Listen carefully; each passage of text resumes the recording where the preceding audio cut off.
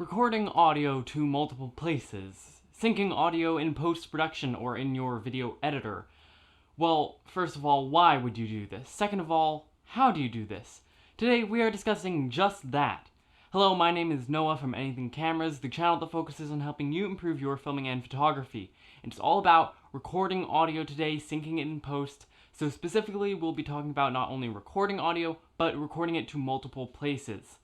Now, let us start off with why you would want to record audio to multiple places. You might think, well, just plug your microphone into your camera and record video on your camera and it'll record audio along with it and you're set. And in some cases, that may be the case, but in others, you may want to record audio to multiple places.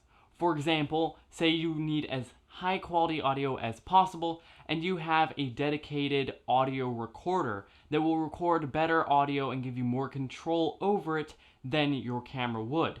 Well, then you would want to plug your microphone into that audio recorder, record audio on there as well as on your camera, and then sync them up in post. Alternatively, if you have a B camera, you will be recording audio there as well as on your main camera in order to sync the video, because you will only be using the audio from your main camera or your audio recorder. Today I'm doing all three of those. I have an audio recorder hooked up to my microphone, which is just above me out of frame, and that is recording the high quality audio. I have a main camera which is recording audio itself so that we can sync the audio with the video there. And I'm recording on a B camera, which will need to be synced with the main camera and the main audio. So we now know why you want to record audio in multiple places, and we know what different types of audio recording we can do. But how do you record audio in multiple places? Well, as I mentioned, you can just plug your microphone into your audio recorder and record on there also. You can also just make sure microphone levels are enabled on your B camera and your A camera. But then there are a few techniques you want to implement when recording so that you have the easiest time in post-production as possible. First off, you want to make sure that your microphone levels are up enough on your B camera or your main camera and your audio recorder so that you can hear the audio, its proper volume, and that will allow you to sync it in post with fewer troubles. For example, if your microphone levels are really quiet in your B camera, and you try boosting them in post but the audio is very unclear, then you'll have a much harder time syncing that audio. Also, just before you start recording your main content, you want to give a couple claps.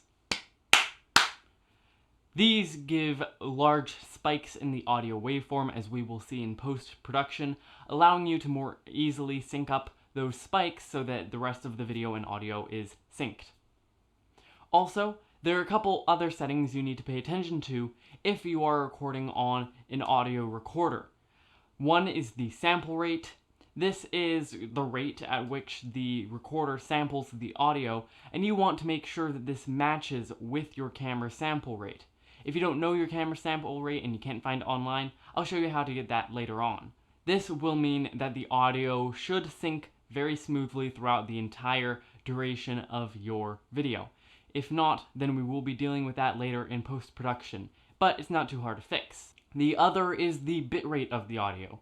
If you are recording on a separate audio recorder, it's because you need high quality files and you want to make sure that bitrate is as high as it can go.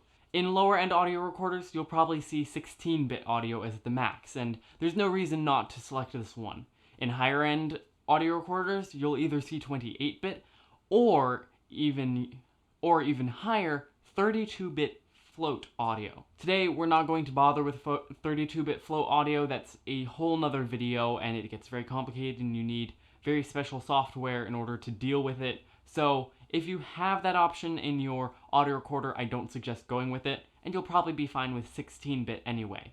Also, while you're in your audio recorder, it's a good idea to set the file type to WAV, W-A-V, because this is just a better audio file type than MP3. It's less compressed, sort of akin to RAW versus JPEG images, and it will allow you to edit the audio and make it sound better more easily in post-production. But aside from that, you just want to utilize general common microphone / audio techniques such as getting the microphone close enough to you and trying to reduce echo in the room that you're recording in to get the best quality possible. If you want to learn more about these techniques in more detail, we have a couple videos in the playlist right there. But in terms of recording and the production process, that's about all you have to do. So now we need to move on to the post-production process. Bring these files into our editor, sync up the audio, etc., etc. So let's go there now. Now, here I am in DaVinci Resolve. I've imported my footage and made a timeline, but that is it. Now, there are a few ways we can sync this audio. The first one I will demonstrate with just two clips, our main video and our main audio. I'm just going to drag them in to our timeline here. Doesn't matter exactly where, because we're just going to do this manually based off of the waveform and based off of our ears. So I've just raised these audio levels a bit and dragged them so that the waveforms, which you can see down here, roughly match.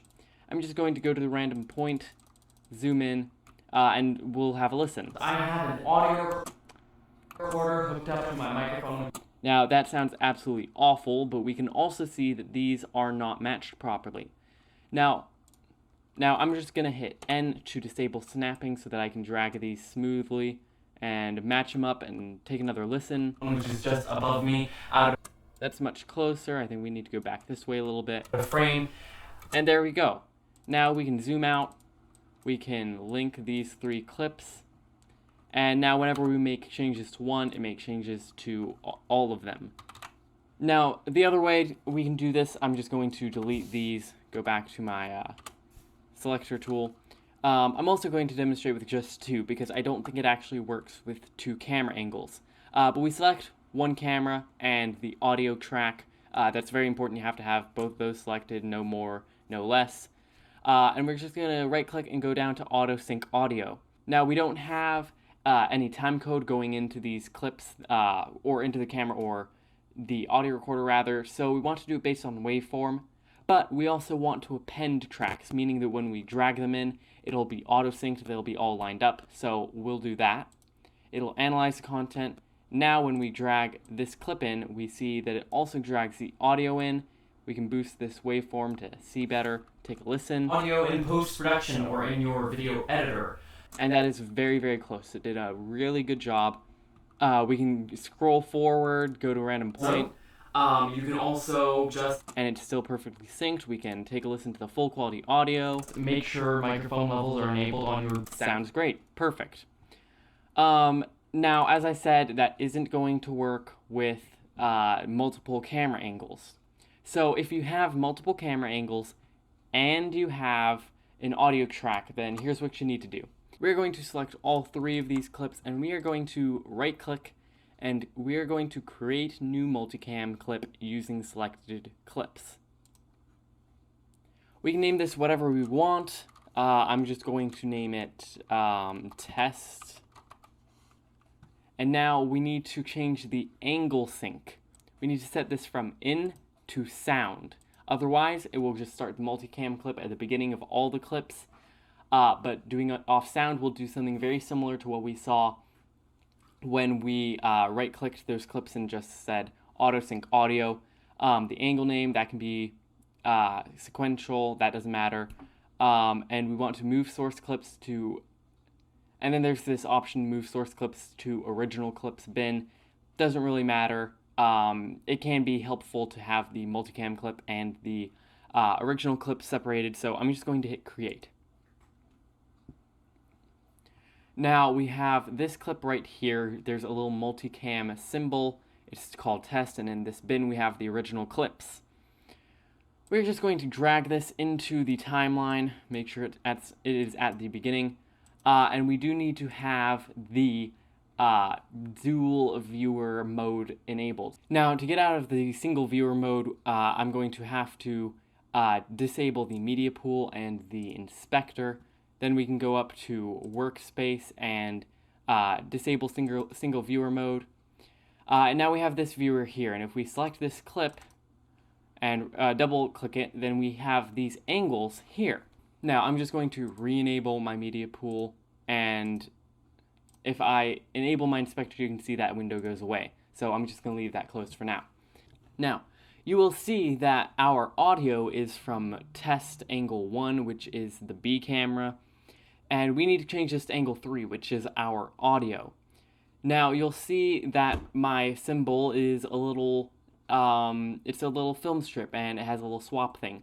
We need to change that so that we are changing out the audio.